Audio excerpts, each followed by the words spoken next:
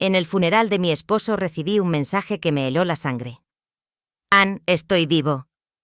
No confíes en nadie, especialmente nuestros hijos. Mientras veía descender el ataúd al Panteón de San Miguel de Allende, mi teléfono vibró con esas palabras que cambiarían mi vida para siempre. Lo que descubrí después me hizo entender que el hombre al que estaba enterrando no era mi esposo y que mis propios hijos habían orquestado el crimen más vil que una madre puede imaginar. Mi nombre es Carmen Herrera y tengo 66 años. Lo que voy a contarles destrozó mi mundo, pero también me dio la fuerza para buscar la justicia que mi esposo merecía. El funeral de Joaquín fue el día más silencioso de mi existencia. Ahí, junto a su tumba en el Panteón Municipal, recibí ese mensaje de un número desconocido que me atravesó el alma como un cuchillo. Estoy vivo. Ese no soy yo en el ataúd, respondí con las manos temblorosas. ¿Quién eres tú? La respuesta me quitó el aliento. No puedo decirlo. Nos están vigilando. No confíes en nuestros hijos. Ese momento me partió el alma en dos.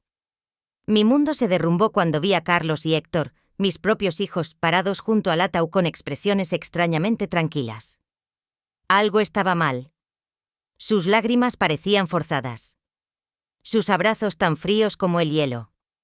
Durante años. Joaquín había sido mi compañero, mi refugio, mi razón de vivir.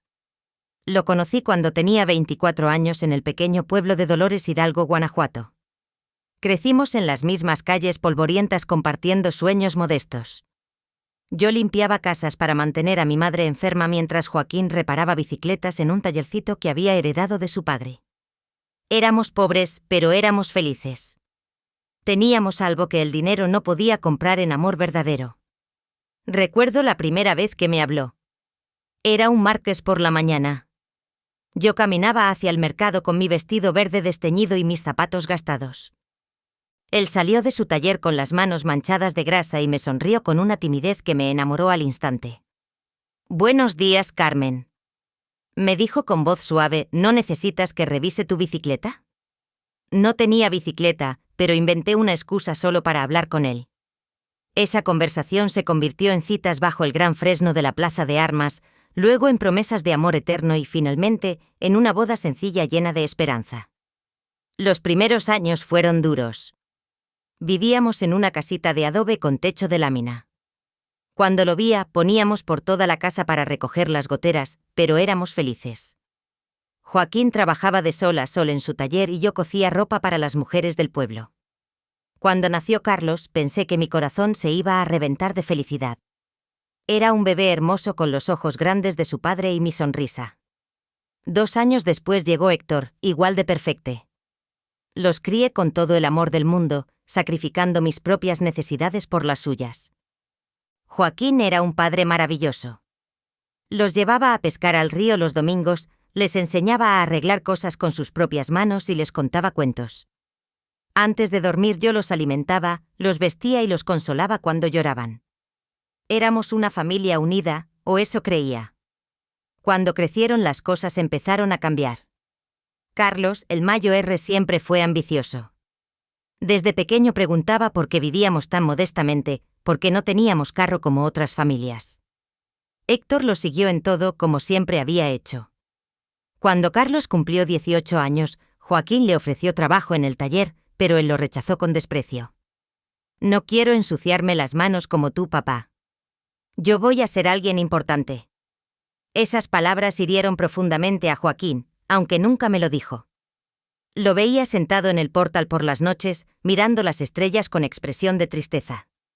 Su hijo había rechazado no solo su trabajo, sino toda su forma de vida. Los años pasaron y para mi sorpresa, Carlos logró hacerse un nombre en el mundo de los negocios. Consiguió trabajo en una empresa inmobiliaria en la capital. Héctor lo siguió poco después. Los dos empezaron a ganar dinero, mucho más del que Joaquín y yo habíamos visto jamás. Al principio me sentí muy orgullosa. Mis hijos habían logrado lo que nosotros nunca pudimos: escapar de la pobreza y construir una vida mejor. Pero poco a poco esa alegría se convirtió en tristeza. Las visitas se volvieron menos frecuentes y las llamadas más cortas. Cuando vinieron llegaban en carros caros, vestidos con trajes elegantes, hablando de inversiones y propiedades, nos miraban con una extraña mezcla de lástima y vergüenza. Mamá, me dijo Carlos durante una de sus visitas esporádicas. Tú y papá deberían mudarse a un lugar mejor. Esta casa se está cayendo a pedazos. Ann tenía razón, pero esa casa guardaba todos nuestros recuerdos. Era donde habíamos criado a nuestros hijos, donde habíamos compartido miles de comidas, donde habíamos envejecido juntos. No era elegante, pero era nuestro hogar. Joaquín, siempre sabio, me decían, Carmen. El dinero ha cambiado a nuestros muchachos, ya no somos suficientes para ellos. Ann. Yo me resistía a creerlo. Seguía justificando sus ausencias, sus llamadas breves, sus promesas rotas. Están ocupados construyendo sus vidas, me decía a mí misma. Algún día volverán a ser los niños amorosos que criamos. Pero en mi corazón sabía que Joaquín tenía razón. Habíamos perdido a nuestros hijos mucho antes de que yo perdiera a mi esposo, solo que no sabía hasta qué punto nos habíamos vuelto extraños para ellos. El cambio más drástico llegó cuando Carlos se casó con Paloma Vega, una mujer de la capital que nunca ocultó su desprecio por nuestro estilo de vida sencillo. La primera vez que la trajo a casa, llevó con tacones altos que se hundían en la tierra de nuestro patio y un vestido rojo elegante que se veía más caro que todo lo que yo había tenido. Jamás. Mucho gusto, dijo con una sonrisa forzada, apenas extendiendo las puntas de los dedos para saludarme. Sus ojos recorrieron nuestra humilde casa con una expresión que no pude descifrar, pero que me hizo sentir pequeña durante la cena. Paloma apenas tocó la comida que había preparado con tanto amor, movía el mole alrededor del plato y cortaba pedacitos de pollo, pero no comió casi nada. Carlos parecía nervioso, disculpándose constantemente por cosas de las que nunca se había avergonzado antes. La próxima vez los llevamos a un restaurante, le susurró a Paloma, creyendo que no podía oírlo, pero escuché cada palabra.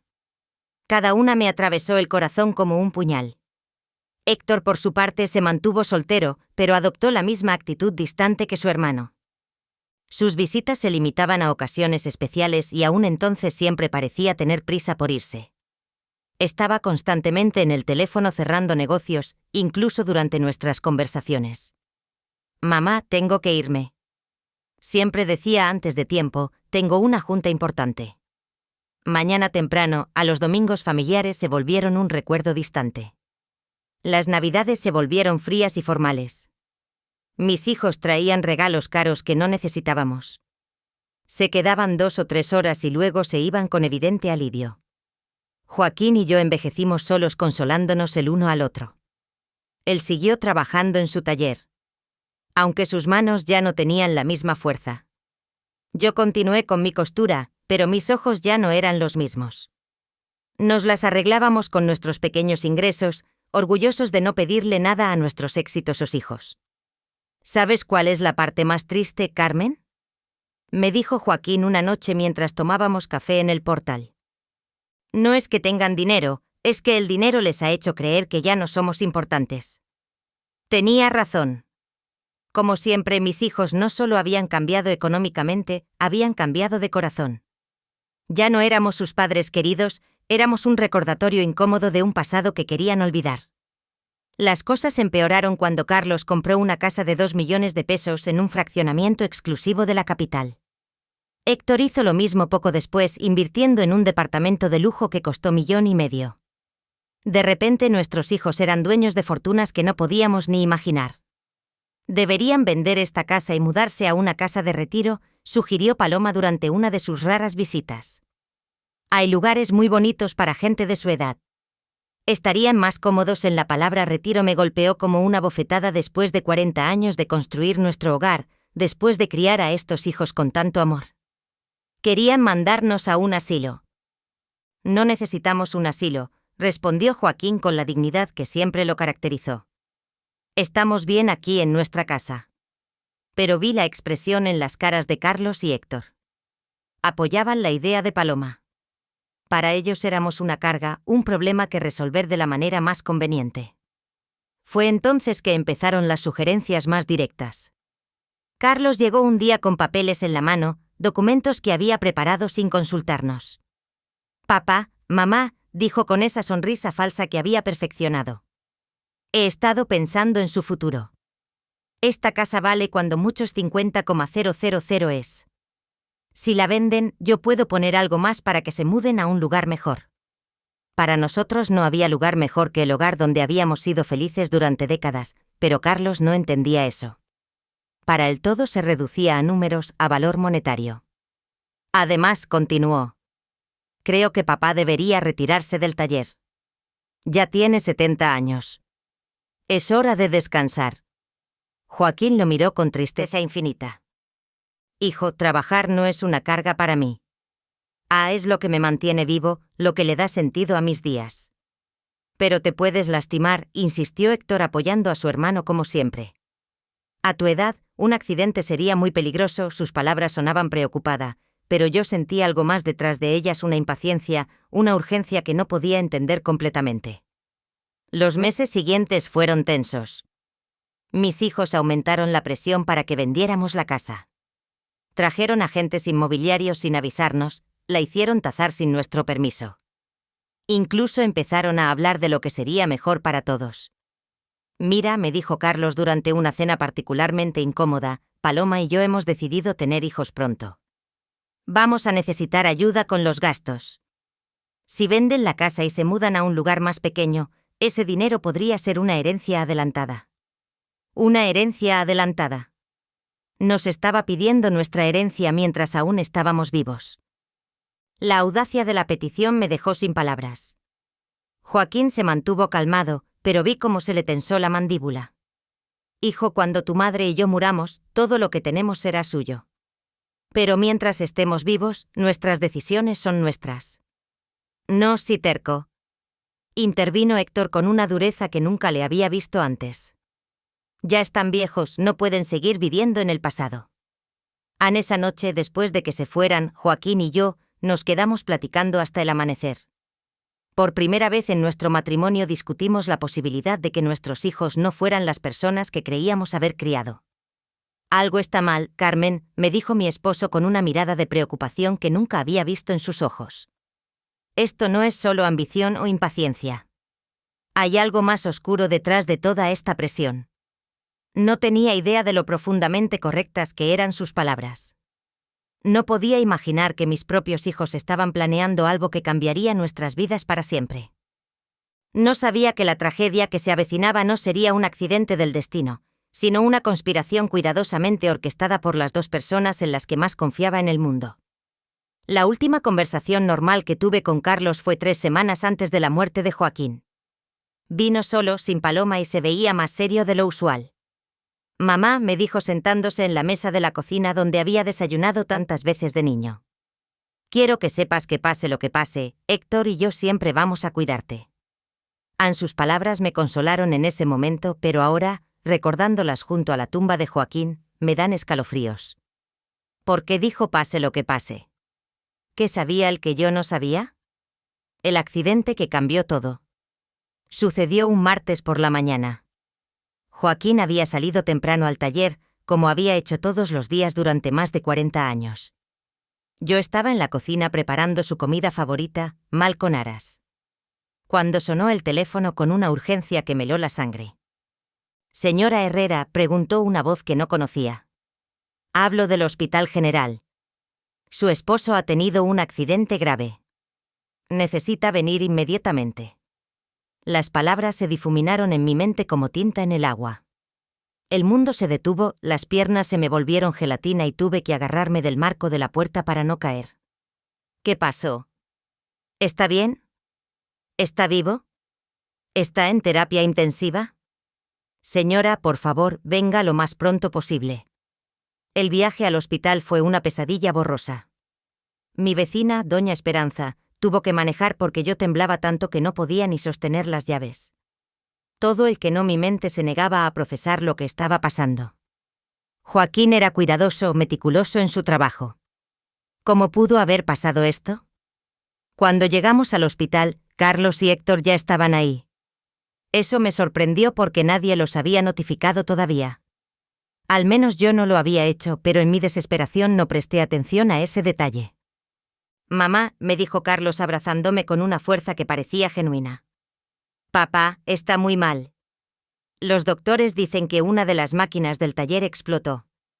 Tiene quemaduras severas y una lesión cerebral traumática.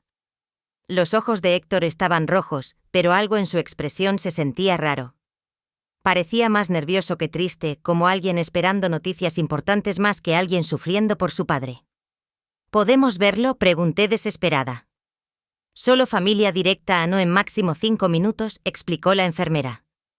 Cuando entré a esa sala de terapia intensiva, se me hundió el corazón.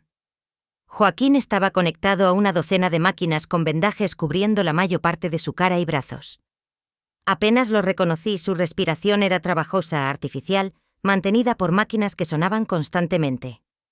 Me acerqué a su cama y tomé su mano, la única parte de su cuerpo que parecía intacta. Joaquín, mi amor, aquí estoy en todo. Va a estar bien. Te vas a recuperar como siempre en por un momento. Sentí un ligero apretón en mi mano. Sus ojos se movieron detrás de sus párpados cerrados. Estaba luchando.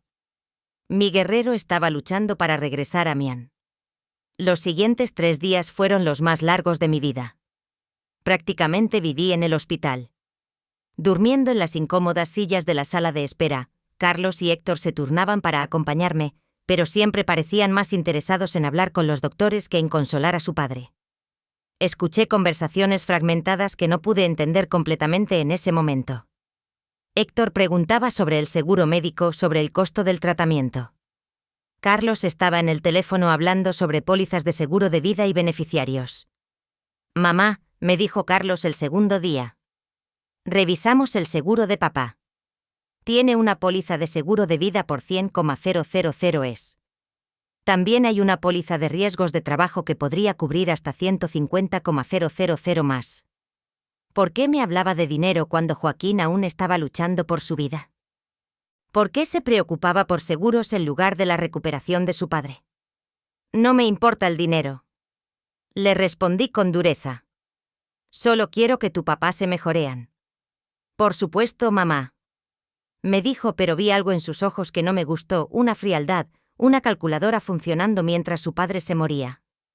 Al tercer día los doctores nos dieron la noticia más devastadora de mi vida.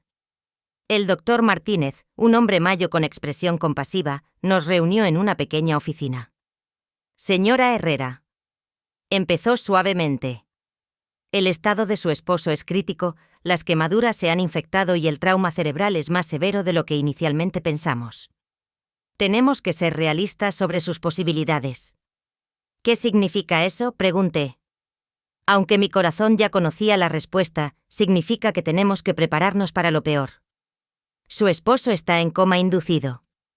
Podríamos mantenerlo vivo indefinidamente, pero su calidad de vida, bueno, es muy poco probable que recupere la conciencia.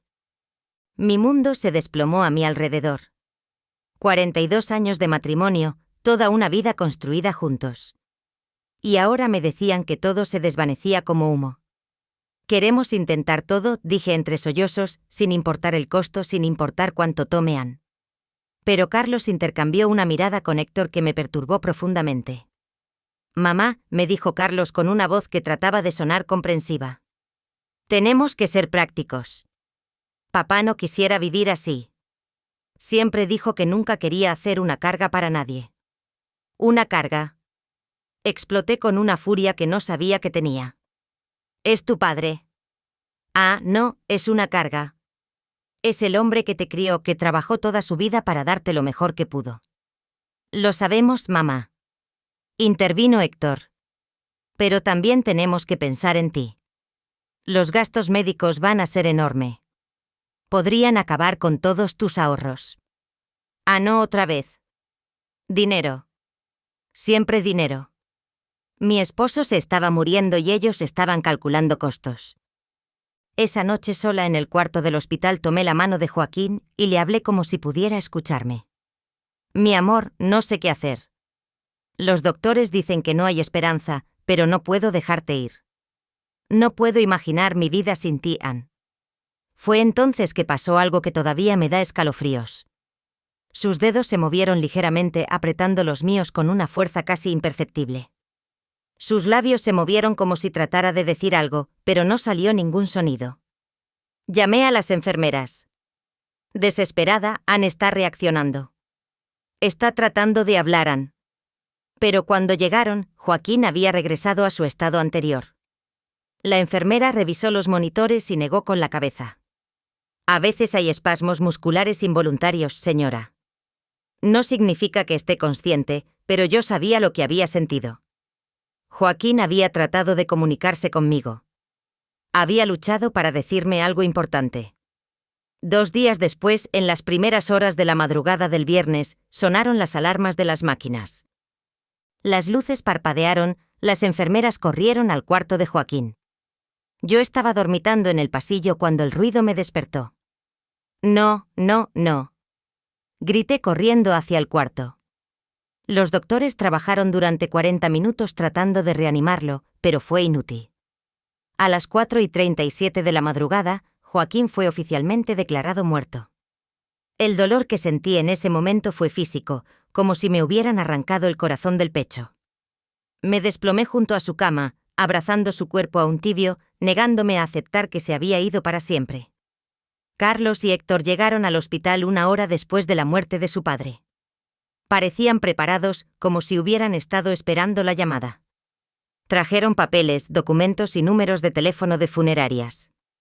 Ya hablamos con la funeraria San José, me dijo Carlos mientras yo aún lloraba inconsolablemente. ¿Pueden recoger el cuerpo esta mañana? También contactamos al seguro, agregó Héctor. El proceso de la reclamación ya está en marcha. ¿Cómo podían ser tan eficientes, tan organizados, tan fríos? Apenas 1 hora después de perder a su padre, algo estaba mal, pero mi dolor era tan intenso que no podía pensar con claridad. El funeral se programó para el lunes siguiente. Carlos se hizo cargo de todos los arreglos sin realmente consultarme. Eligió el ataúd más sencillo, el servicio más corto, como si quisiera terminar con todo lo más rápido posible. Es lo que papá hubiera querido, me dijo cuando me quejé de no ser incluida en las decisiones. Algo sencillo, sin escándalo, pero Joaquín merecía mejor que esta indecente prisa. Por enterrarlo y olvidarlo. El día del funeral llegó nublado y caluroso, como si el cielo mismo estuviera llorando por Joaquín.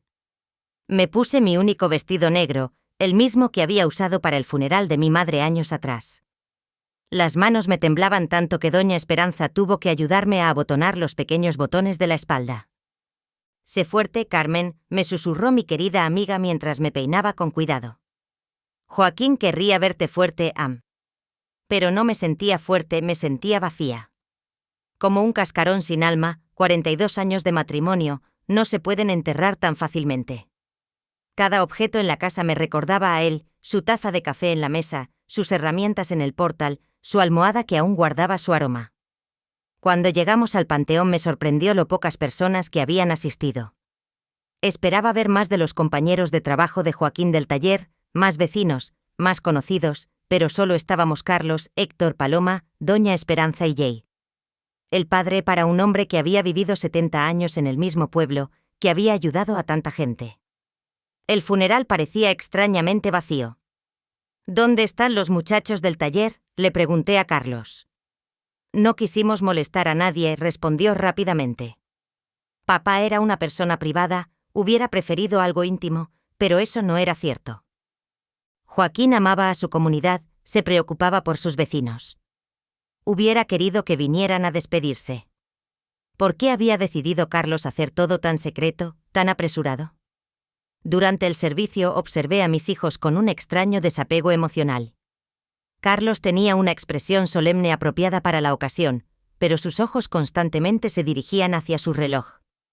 Héctor parecía inquieto, como si tuviera cosas más importantes que hacer. Paloma discretamente revisaba su teléfono detrás de su velo negro. Así era como se despedían de su padre en ciencia y distracciones. El padre habló sobre la vida eterna, sobre el descanso merecido, sobre el reencuentro con Dios. En sus palabras sonaban huecas en mi corazón destrozado. No quería que Joaquín descansara en paz. Quería que regresara a casa conmigo, que siguiéramos envejeciendo juntos, que siguiéramos tomando café en el portal todas las tardes. Cuando fue el momento de echar tierra sobre el ataúd, mis piernas se negaron a sostenerme. Doña Esperanza tuvo que apoyarme mientras sollozaba incontrolablemente. El sonido de la tierra golpeando la madera era final, conclusivo, desesperanzador. Fue en ese momento exacto, parada junto a la tumba de mi esposo, que mi teléfono vibró. Un mensaje de texto de un número desconocido. Ann, estoy vivo. Ese no soy yo en el ataúd.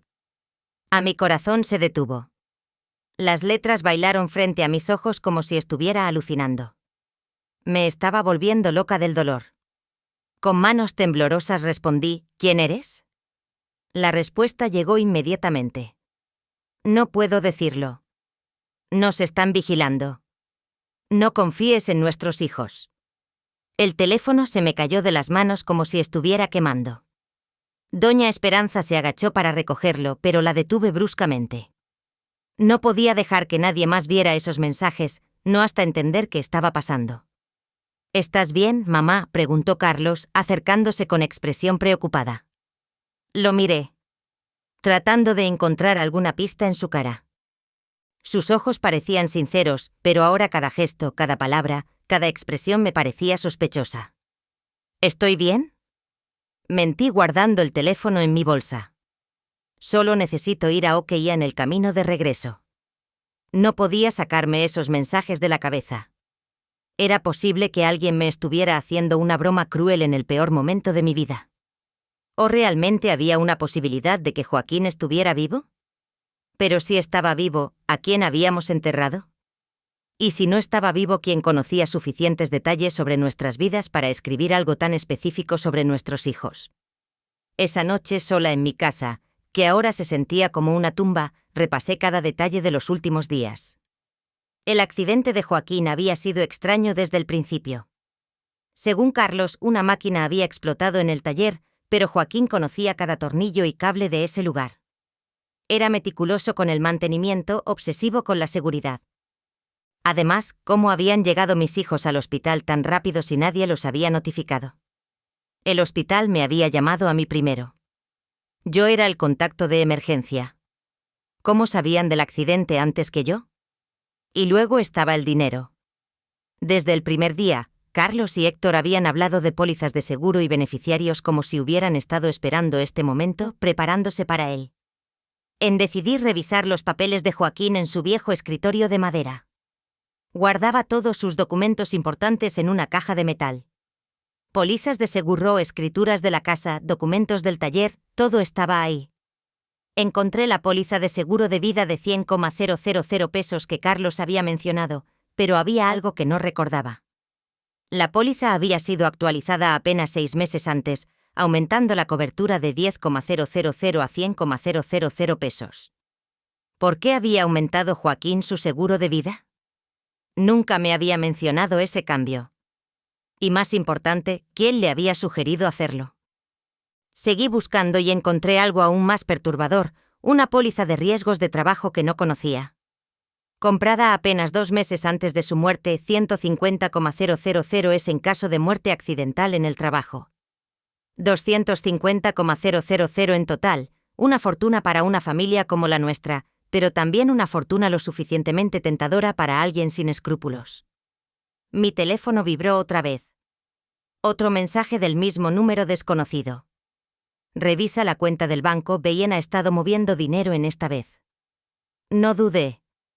Esta persona, quien fuera, sabía demasiado para ser un bromista. Sabía sobre el seguro. Sabía sobre mis hijos. Sabía detalles que solo alguien muy cercano a nosotros podía conocer. Al día siguiente fui al banco donde Joaquín y yo habíamos mantenido nuestra cuenta durante 30 años. La señora Rodríguez, la gerente que nos había conocido desde siempre, me recibió con condolencias sinceras. Carmen, lamento mucho lo de Joaquín, era un buen hombre. Ah, gracias, señora Rodríguez. Vine a revisar nuestras cuentas. Necesito entender nuestra situación financiera. ADM me mostró los estados de cuenta de los últimos 6 meses.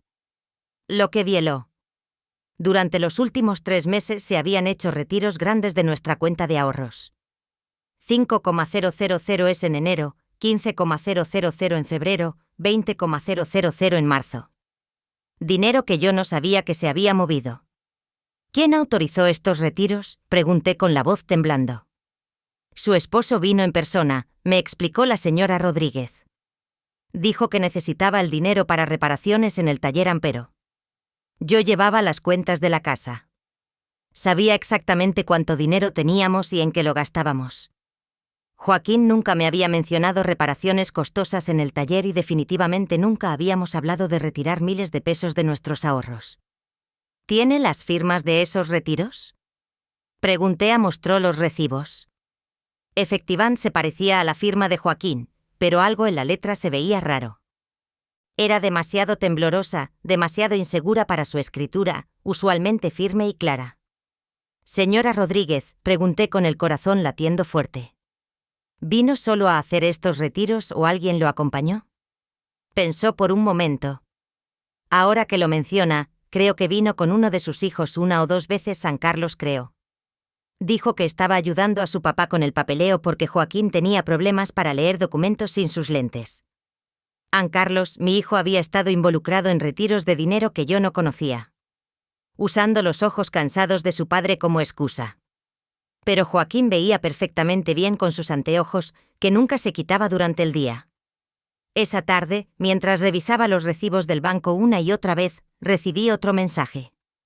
El seguro fue idea de ellos. Convencieron a Joaquín de que necesitaba más protección para ti. Era una trampa. Ya no podía negar la evidencia que se acumulaba frente a mí. Las pólizas de seguro misteriosamente aumentadas, los retiros de dinero no autorizados, la presencia de Carlos en transacciones de las que yo no sabía nada, su eficiencia sospechosa al organizar el funeral, su frialdad durante la agonía de su padre. Pero la pregunta que me aterrorizaba eran si realmente habían planeado la muerte de Joaquín, cómo lo habían hecho y quién me estaba enviando estos mensajes, cómo sabía esta persona tanto sobre lo que había pasado. Los días siguientes se convirtieron en una pesadilla de dudas y sospechas. Cada sonrisa de Carlos, cada abrazo de Héctor, cada palabra de condolencia se sentía como una máscara ocultando algo siniestro, pero necesitaba más pruebas antes de poder aceptar una verdad tan horrible como la que se estaba formando en mi mente. Mi teléfono siguió recibiendo mensajes del número misterioso.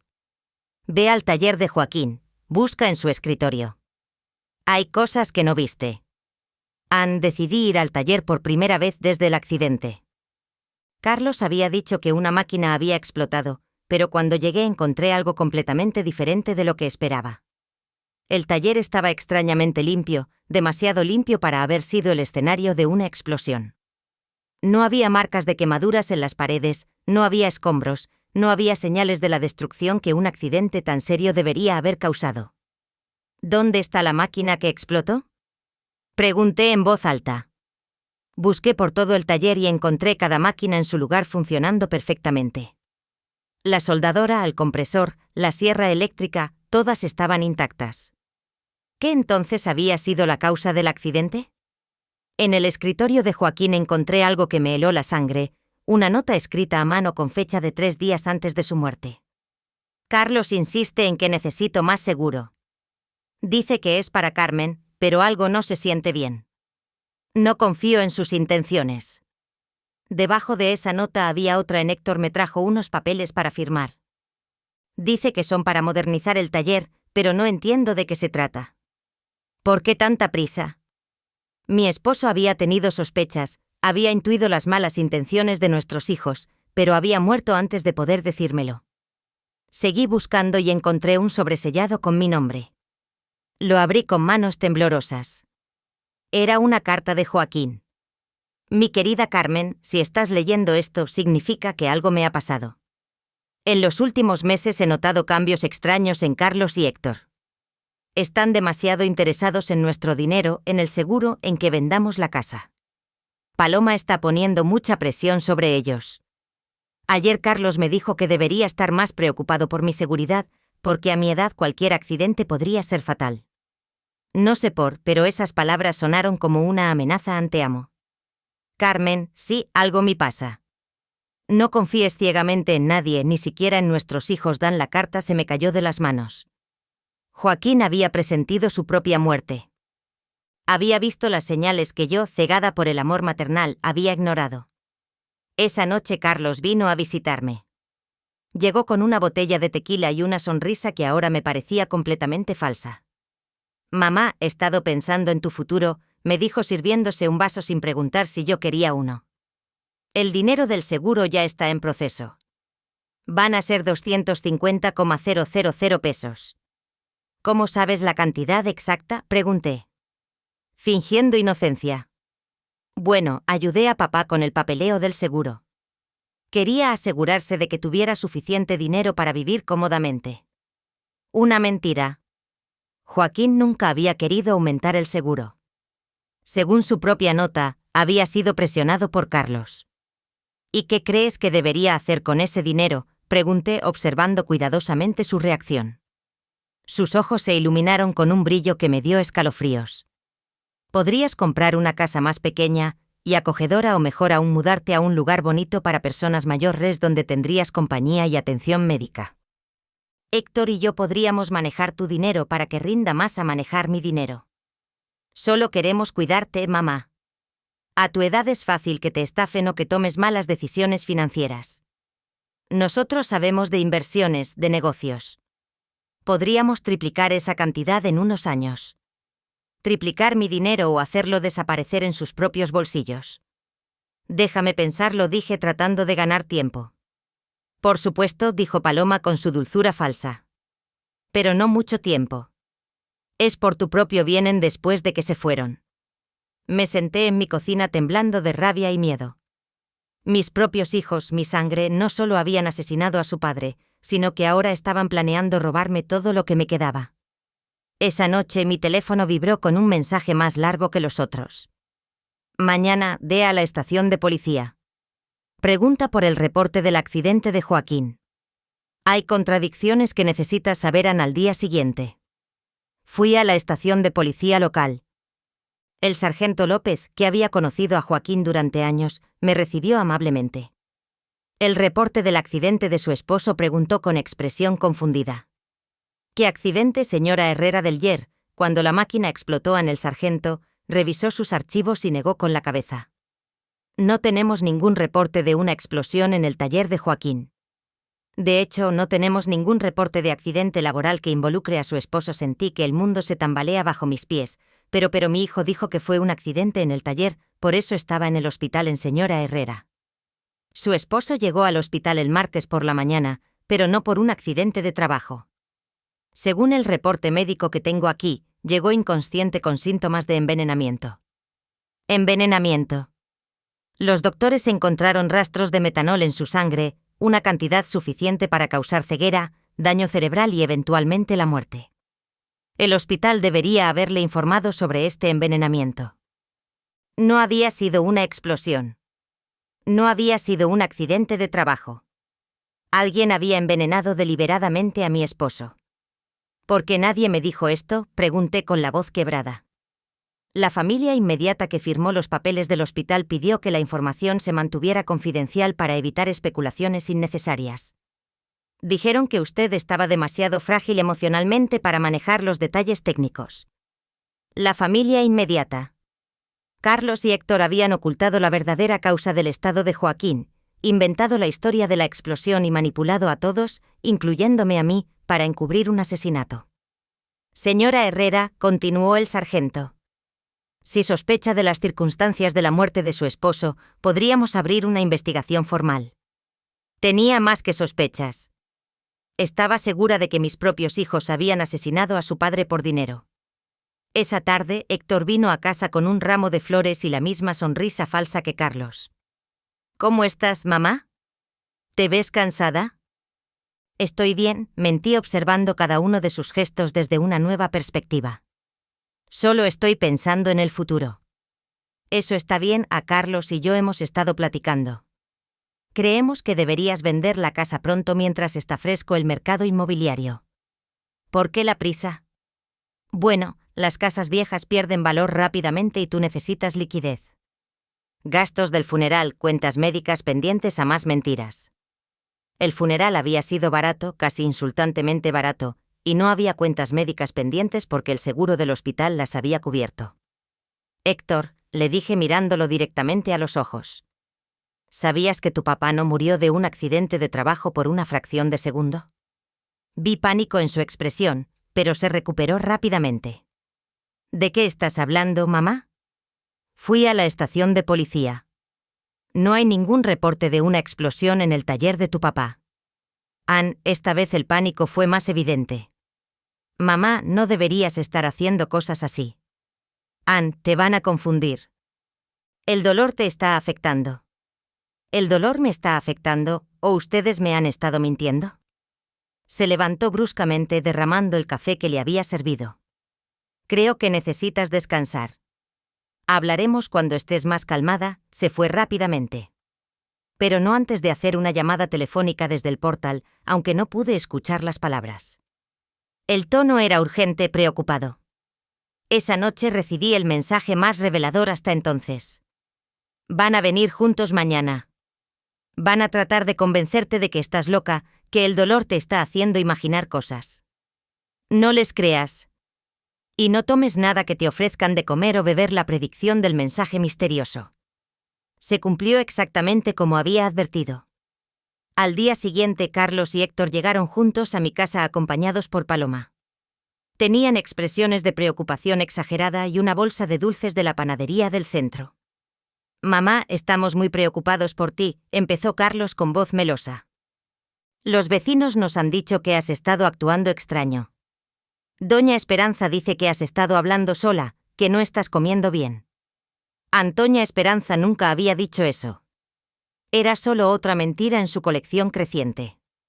Paloma trajo tus dulces favoritos, agregó Héctor señalando la bolsa. ¿Y preparamos café especial de esa marca que tanto te gusta? Recordé las palabras del mensaje: no tomes nada que te ofrezcan de comer o beber. Era posible que estuvieran planeando envenenarme también, tal como habían hecho con Joaquín. Gracias. Pero ya desayuné, dije manteniéndome a distancia. Pero mamá, insistió Paloma con una sonrisa que no llegaba a sus ojos. Necesitas comer bien. Has perdido mucho peso desde que murió don Joaquina. Estoy bien, repetí firmemente. Carlos intercambió una mirada significativa con Héctor. Era la misma mirada que habían compartido en el hospital cuando el doctor nos dio el pronóstico de Joaquín. Mamá, me dijo Carlos sentándose más cerca. Queremos hablarte de algo importante. Héctor y yo hemos estado consultando con algunos doctores sobre tu comportamiento reciente. Mi comportamiento, sí. Las preguntas extrañas que has estado haciendo, las visitas a la estación de policía, esa obsesión con detalles irrelevantes sobre papá. Es normal después de una pérdida tan grande, pero puede ser peligroso si no se trata a Héctor. Asintió gravemente. Hablamos con el Dr. Vigen. Dice que es común que las personas mayores desarrollen paranoia después de perder a su pareja, especialmente mujeres de tu edad, han paranoia. Me estaban acusando de estar loca por descubrir sus mentiras. No estoy paranoica, dije con toda la firmeza que pude reunir. Solo estoy haciendo preguntas que debería haber hecho desde el principio. ¿Qué preguntas? Me desafió Carlos. ¿Cómo por qué no hay reporte policial del supuesto accidente de tu padre? ¿Cómo por qué el taller está perfectamente limpio si hubo una explosión? ¿Cómo por qué retiraste 40,000 de nuestra cuenta sin decirme nada? El silencio que siguió fue ensordecedor. Los tres intercambiaron miradas de pánico mal disimulado. Mamá, finalmente dijo Héctor, esas cosas tienen explicaciones simples. Papá retiró ese dinero para reparaciones que quería hacer en secreto como sorpresa para ti. ¡Qué sorpresa! Quería remodelar la casa, mintió Carlos. Había contratado a unos trabajadores para arreglar el techo y pintar las paredes. Quería que fuera una sorpresa para tu cumpleaños. Si eso fuera verdad, ¿dónde estaban los trabajadores?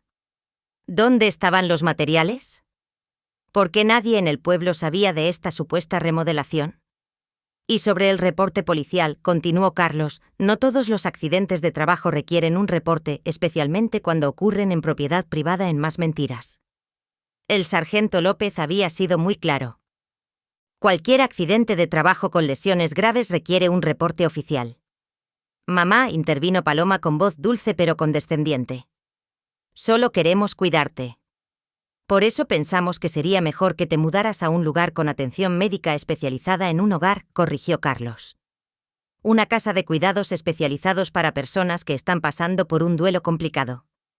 Tienen psicólogos, enfermeras, actividades para mantenerte ocupada. Y mientras tanto, agregó Héctor, nosotros podemos encargarnos de vender la casa, manejar el dinero del seguro, todas esas cosas complicadas que no deberías tener que manejar en tu estado actual. Ahí estaba el plan completo. Declara mentalmente incompetent. Meterme en un asilo y tomar control de todo mi dinero. Primero habían asesinado a Joaquín por el dinero del seguro y ahora querían robarme a mí también. ¿Guay si me niego, Lesprigant, por qué te negarías?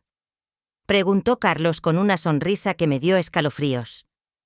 Solo queremos lo mejor para ti, porque esta es mi casa. Aquí es donde construí mi vida con Joaquín. Aquí es donde los cría ustedes a mamá. Dijo Héctor con un suspiro exagerado. No puedes vivir en el pasado para siempre, papá Safe. Tienes que aceptarlo y seguir adelante. Lo he aceptado, pero eso no significa que voy a regalar mi vida y mi dinero. La máscara de preocupación empezó a resquebrajarse en las caras de mis hijos. Carlos se levantó bruscamente. Está bien. Si no quieres escuchar razones, tendremos que tomar medidas más drásticas. ¿Qué significa eso? Significa que podemos iniciar un proceso legal para que te declaren mentalmente incompetente. Tenemos testigos de tu comportamiento errático. Tenemos testimonio de doctores que confirman que sufres de paranoia senil. ¿Doctores? ¿Qué doctores?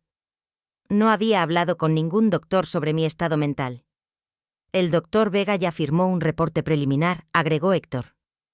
Dice que basándose en nuestras descripciones de tu comportamiento, es probable que necesites cuidados especializados. Un doctor que nunca me había examinado había firmado un reporte sobre mi estado mental basándose solo en lo que mis hijos le habían dicho. ¿Cuánto les había costado comprar esa evaluación falsa? Así que puedes cooperar voluntariamente, continuó Carlos. O podemos hacerlo legalmente, pero de cualquier manera vas a recibir la ayuda que necesitas. Era una amenaza directa. Si no entregaba mi dinero voluntariamente, usarían el sistema legal para robármelo. Necesito tiempo para pensarlo, les dije tratando de ganar tiempo. Por supuesto, dijo Paloma con su dulzura falsa. Pero no mucho tiempo.